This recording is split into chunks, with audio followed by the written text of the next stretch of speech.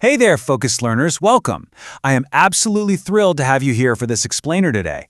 We're going to look at grammar a little differently, not just as some boring set of rules, but as an actual, thrilling detective story. Have you ever read a sentence and thought, wait a minute, who actually did this? Well, grab your magnifying glass because we are putting on our detective hats to figure out exactly who committed the action in a sentence by unmasking a very sneaky grammatical tool. Okay, let's dive right into this by looking at these two sentences. On one hand, we have the active voice. Somebody stole my laptop, right? We know a person, somebody, did the stealing.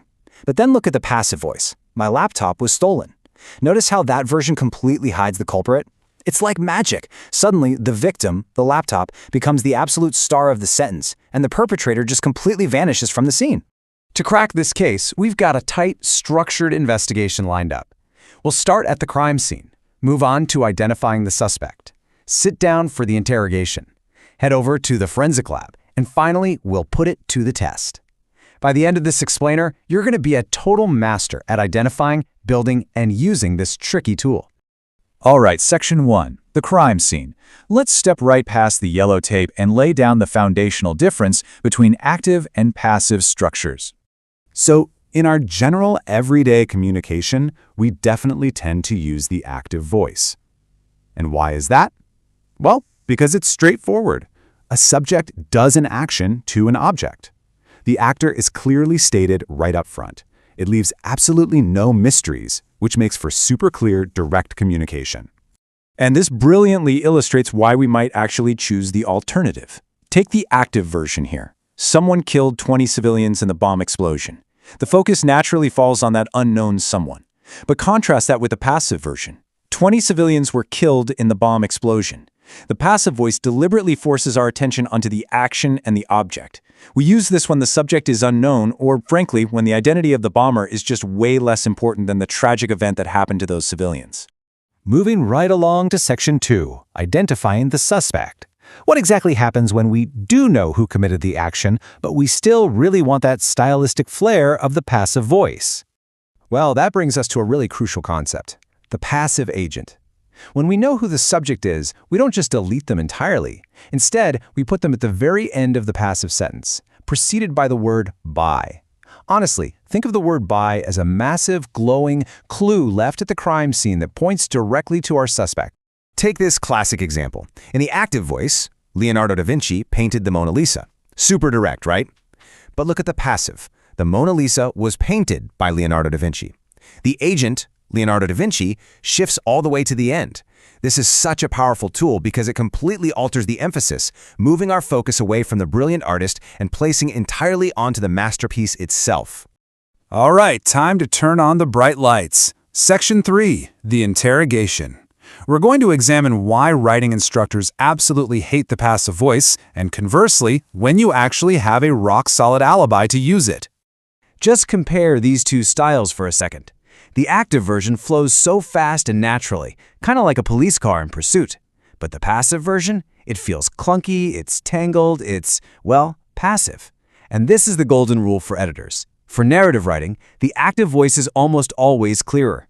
Relying too much on the passive voice can easily weigh your writing down like heavy chains. So, the crucial point is that you shouldn't just abandon the passive voice entirely. No way! You just need a good alibi to break the rule.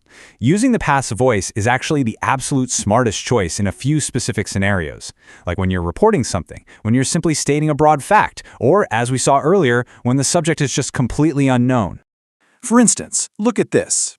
Highway 15 was closed yesterday due to a serious road accident. This perfectly demonstrates how effectively the passive voice reports affect. We don't really need to know exactly which city worker or police officer put up the roadblocks. The most important, urgent information is simply that the highway is closed. Okay, grab your safety goggles. Section 4, the forensic lab. This is where we get our hands dirty, mechanically break down the passive voice, and rebuild it across a bunch of different timelines. The absolute most important thing to remember here is that the passive voice is not a tense itself. It's a formula. And it's actually a super simple two-step formula. Step 1, take a form of the auxiliary verb to be. Step 2, add the past participle of your main verb, which is often just called V3. That's literally it. To be plus V3. Let's move along and see how this builds systematically. For the present simple, your to be verb becomes am, is, or are. So, wine is made.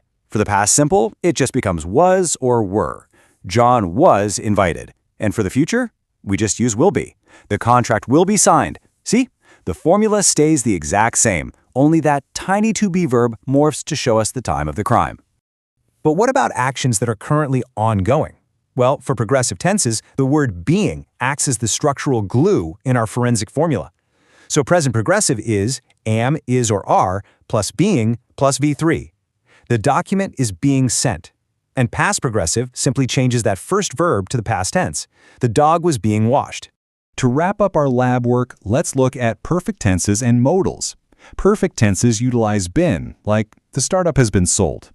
And modal verbs, things like can, could, or must, they just effortlessly slide right in front of the word be. Criminals must be stopped. The core formula of be plus past participle is always right there, hiding in plain sight. All right, Section 5. Now it's time to put your newfound investigative grammar skills into practice. Let's put it to the test with a little gamified final exam based on some actual source exercises. Here is your very first mystery. I want you to act as the lead detective here.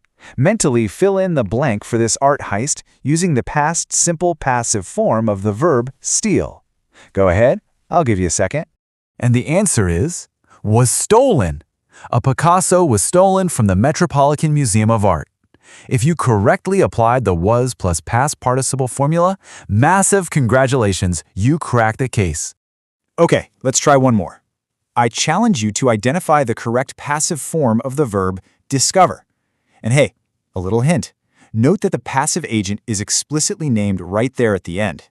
Now, what's really interesting here is the answer, was discovered. Penicillin was discovered by Alexander Fleming. The phrase by Alexander Fleming was the absolute perfect clue. It told you exactly who the agent was, even though the focus firmly remained on the medical breakthrough itself. Before I let you out into the field, I do have to issue a pretty serious warning about the ultimate exception to our formula. If a verb has no object to receive the action, it is entirely impossible to make it passive. Verbs like arrive, happen, sleep, or die, they just don't have a receiver.